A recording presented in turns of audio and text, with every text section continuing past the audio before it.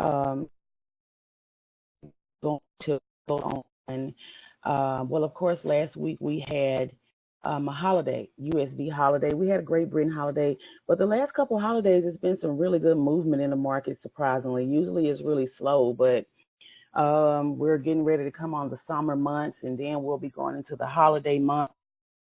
Market kind of slows a little bit, but we all know that rules things change in the market, so it may be slow and it may not. So but today I'm just going to build on the last session, which we talked about support and resistance, buyers versus sellers. And so I'm just going to kind of build on that because it takes more than one conversation about a specific topic. Like you just read something about support and resistance. You just can't read something about trend lines or just read something about price action. Price action. You need to really dig deep into that topic, practice that topic, and master that topic before you move on. So I'm just going to kind of build on price action and support and resistance over the next couple of weeks.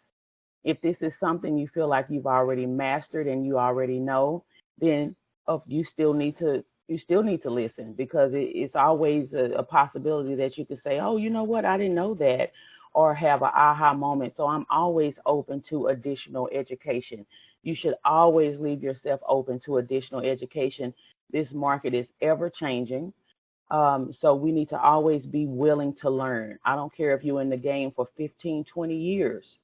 A good student always is willing to learn. So let's talk about it. So last time we talked about support and resistance, and specifically today I'm just going to be talking about support, which support is we're going to be talking about resistance, which I look at resistance as the seller's area. Basic definitions really are useless because, who cares about definitions? Definitions are not going to get you paid. You need to know what to do with the information. So we're going to be talking about resistance, the seller's area. How do you know what area you're in? How do you know whose territory you're in? That's very important because depending on the territory you're in, that's who's going to be dominating. There's no reason why you should be buying when you should be selling and vice versa. So it's very important to know what territory you're in. So just eyeballing this chart right here, hopefully chart and my cursor here, just eyeballing this, not knowing what time frame this is, what does this look like? Hopefully you're saying it looks like a sale with a pullback. That's what it looks like to me. If you're just eyeballing it and you've been studying, it should look like a sale with a pullback. This is the monthly chart. This is a huge time frame, but you should know that the time frames are fractal, and by that I mean what goes on the minute goes on the monthly. Every time frame, the same thing goes on. So this is a monthly of GJ. So I mean, this looks beautiful for continuation. This simply a big sale with a pullback for continuation down to your support area here. So I just want to show you, starting with the higher time frame really gives you an indication of what you need to be doing, what territory you're in, and whether you should be buying or selling. And this is very basic stuff, stuff you need to really hone in on and know and study. So I brought it down to the weekly here. This is a weekly. I look at the weekly as a very important time frame. Okay, this lets you know what whose territory are you in right now. Okay, so let's say what constitutes a sale. If you're in a sale, you should see higher highs and higher lows. That was so confusing to me when I first started. What is a higher high and what is a higher low? We're specifically talking about sales today. Sales start at resistance.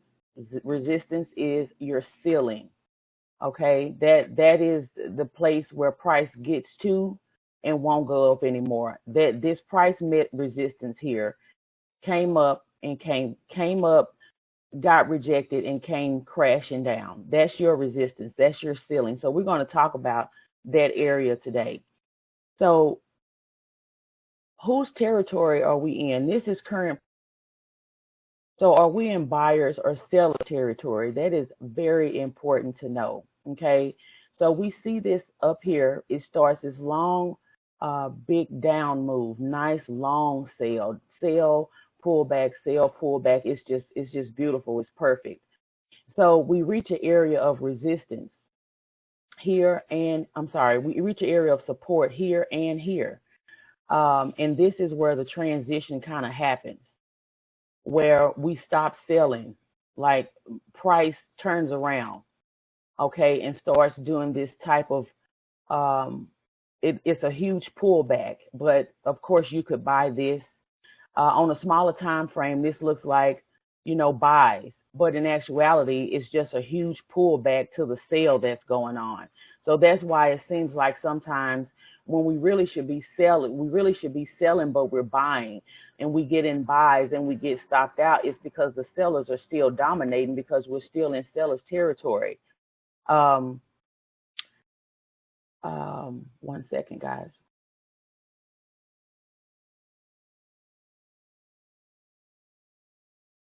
Okay. All right. So I lost my train of thought here. So this territory here, we have to figure out whose territory is this. Are we in buyers or sellers territory?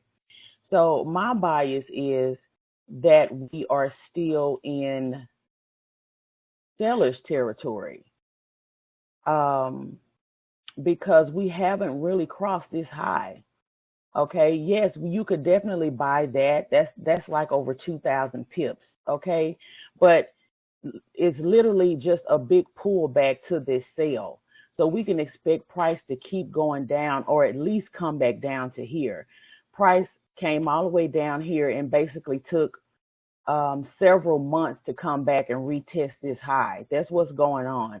You see how price came up to retest this high and then came back down, pulled back, got rejected, and continues to fall. We're still in seller's territory. So we should still be looking for sellers. If price comes here and crosses this high, remember, we're on the weekly. If price reaches all the way up here, then we're definitely in buyer's territory. We should be looking for buys. But price hasn't done that. We're still down here. So by this going here and being rejected and continues to fall, that lets me know that I'm in seller's territory. And if you go to a smaller time frame, you will see the lower highs and lower lows being made on a smaller territory. Time frame. So this is your daily, okay? And I know it's kind of confusing, being new, trying to see where where price is from one time frame to the next. So I'm going to highlight that on the weekly just to show you how it looks on the daily. That is how it looks on the daily. That was the same spot that it was on the weekly. 1 second, I have someone trying to log in.